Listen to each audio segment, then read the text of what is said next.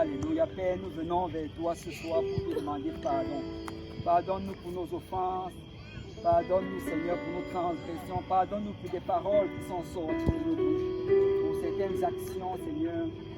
Pour certaines attitudes, certaines motivations, Seigneur. Nous venons te demander pardon.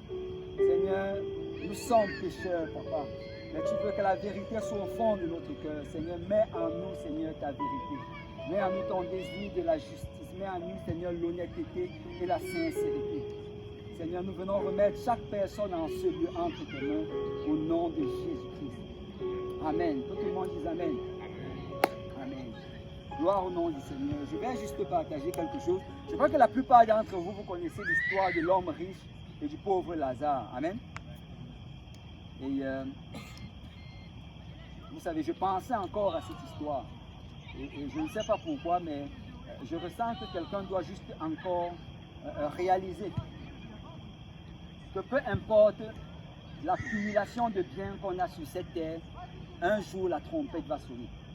Vous savez, un jour la trompette va sonner. Je ne sais pas si vous avez vu, il paraît qu'il y a des nouvelles qui sont sorties aujourd'hui disant que le monde arabe commence à vouloir s'aligner avec Israël et commence à essayer de chercher un processus de paix, ce genre de choses. Et ils disent que quand la nouvelle est sortie, il y a beaucoup de personnes qui ont appelé dans ce ministère-là. Il y a un ministère qui fait sur les prophéties. Je crois que certains d'entre vous la connaissent. Et il y a beaucoup, leur téléphone, ils disent, n'a pas arrêté de sonner. Depuis hier, les gens appellent. Et les gens veulent savoir, est-ce qu'on est en train d'entrer dans la tribulation? Est-ce qu'à n'importe quel moment, la trompette va sonner? Vous savez, on n'a même pas besoin de voir ces choses commencer à arriver. On doit réaliser que la trompette peut sonner à n'importe quel moment. La trompette peut sonner ce soir même. Et on doit être sûr que notre vie est en règle avec le Seigneur. Tu peux avoir tout accomplissement sur cette terre, mais dès que la trompette sonne, tout cela ne sert plus à rien. Tu peux avoir beaucoup d'amis, tu peux avoir beaucoup de richesses, tu peux avoir beaucoup de biens, tu peux avoir la popularité, la gloire, la reconnaissance, l'intelligence, mais dès que la trompette sonne, toutes ces choses-là ne servent plus à rien. Alors je veux juste exhorter encore quelqu'un aujourd'hui. Sauve-toi de cette génération perverse. C'est la balle est entre tes mains. Dans le jardin d'Éden, quand le Seigneur a créé l'homme, il a mis au milieu du jardin l'arbre de la connaissance du bien et du mal. Et souvent, je ne sais pas si vous étiez comme moi, mais quand j'étais petit, quand on nous racontait cette histoire-là, on nous faisait toujours voir qu'il y avait un arbre au milieu du jardin. Mais quand tu lis ta Bible, tu réalises en fait qu'il y avait deux arbres au milieu du jardin. Il n'y avait pas juste l'arbre de la connaissance du bien et du mal. Il y avait l'arbre de la connaissance du bien et du mal au milieu du jardin et l'arbre de la vie également au milieu du jardin. Donc quand le Seigneur a placé l'homme et qu'il lui a dit ne touche pas à l'arbre de la connaissance du bien et du mal, il n'a rien dit par rapport à l'autre arbre qui était à côté parce que Dieu s'attendait à ce qu'il touche cela. Dieu s'attendait à ce qu'il aille manger de ce fruit parce que ces deux arbres sont allégoriques. L'arbre de la connaissance du bien et du mal, ça fait référence à la vie. Ça fait référence au monde, ça fait référence à l'orgueil, ça fait référence à tous les biens que tu peux accumuler sur la face de la terre. De l'autre côté, l'arbre de la vie, ça fait référence à la vie éternelle.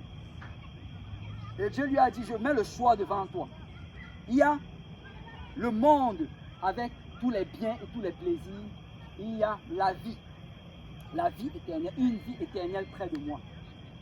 Mais vous savez, Adam, il avait l'opportunité ce jour-là même de courir et de prendre de l'arbre de la vie directement et de le manger. Et vous savez, l'histoire aurait été finie là. Il n'y aurait pas eu la tentation, il n'y aurait pas eu la souffrance, il n'y aurait pas eu tout ce que tu traverses aujourd'hui, la maladie et tous ces problèmes. Il aurait juste pu ce jour-là manger de cet arbre. Et s'il mangeait de cet arbre, c'est qu'automatiquement l'autre arbre n'allait plus avoir accès.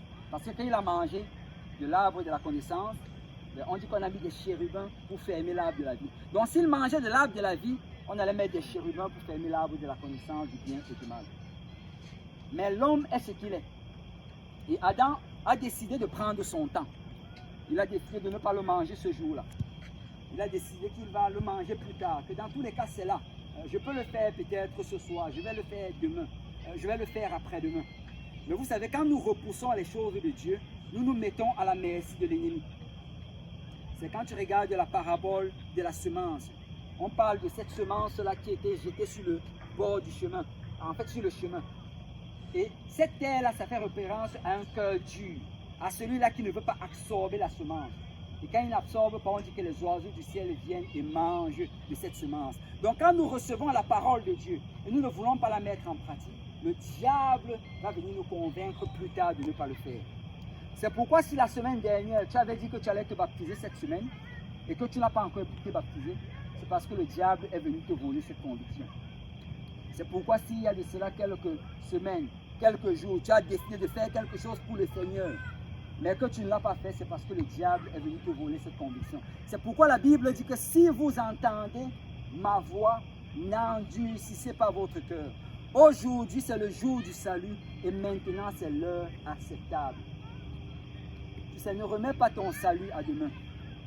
Ne remets pas ta délivrance à demain.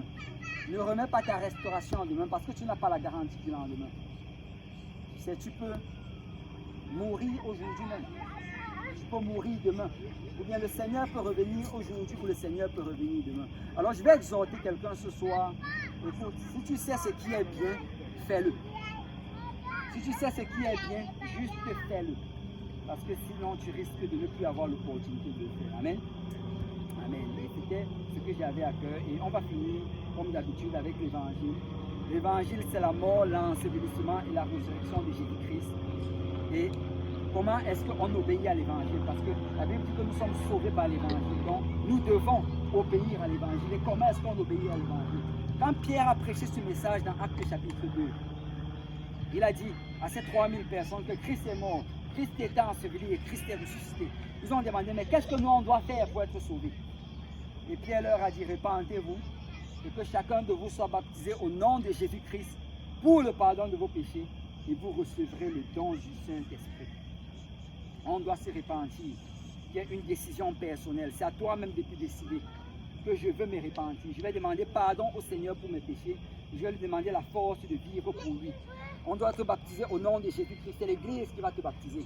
Si tu veux être baptisé aujourd'hui même, nous pouvons procéder à ton baptême. Nous pouvons aller où il y a une baptistère et te plonger dans l'eau au nom de Jésus-Christ pour le pardon de tes péchés. Et par la suite, Dieu va te remplir de son esprit. Et l'esprit de Dieu qui vient habiter à toi va te donner la force de vivre pour Dieu. Vous savez, nous ne pouvons pas vivre pour Dieu par nous-mêmes. Peut-être tu as déjà essayé. Et si tu es retombé dans le même péché, c'est parce que tu as besoin de la puissance. La Bible dit, vous recevrez une puissance, le Saint-Esprit survenant sur vous. Et le Saint-Esprit, c'est la puissance venue de Dieu. Alors si tu désires être baptisé au nom de Jésus-Christ pour le pardon de tes péchés, si tu désires recevoir le Saint-Esprit, tu peux juste venir nous voir et on peut ce soir même s'assurer à ce que cela puisse être procédé. Amen. Gloire au nom du Seigneur. Et là, j'ai terminé, mais je me demande si on peut juste prendre le temps de battre. Je sais que les gens sont fatigués, mais je crois que ça prend de donner un peu plus de zèle dans le Seigneur que dans le foot. Amen. Si on peut vraiment battre le main pour le Seigneur.